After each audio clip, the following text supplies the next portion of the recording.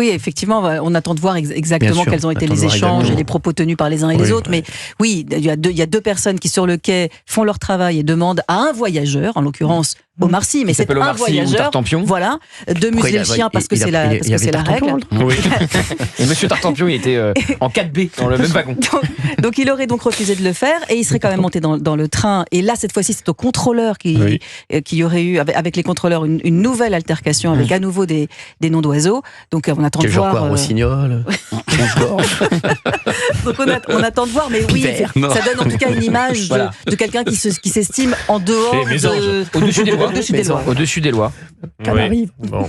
Mais on attend Après, de moi j'adore l'acteur, mais bon. oui, on attend de voir. C'est une des personnalités préférées des Français chaque année dans le sondage du JDD. Merci. Il arrive toujours à la deuxième. En tout cas, ça semble suffisamment caractérisé pour que les agents décident de porter plainte. C'est ça qui est étonnant, voilà. Ah ouais, non, c'est sûr, il aurait fallu qu'on ait la SNCF, voilà, qui nous dise vraiment ce qui s'est passé. Mais voilà, c'est une histoire en tout cas qui buzz énormément, cette histoire d'Omar Sy. Il y a une déclaration de la SNCF, Cyril. Alors, il y a eu une altercation et des propos menaçants tenus par Monsieur Omar Sy contre un de nos agents de bord. Des poursuites seront engagées. Voilà, c'est l'annonce d'un dépôt de plainte. Oui, ça confirme. De la part de la SNCF. Donc il y aura une enquête, Omar Sy sera auditionné, et ça peut aller jusqu'au procès.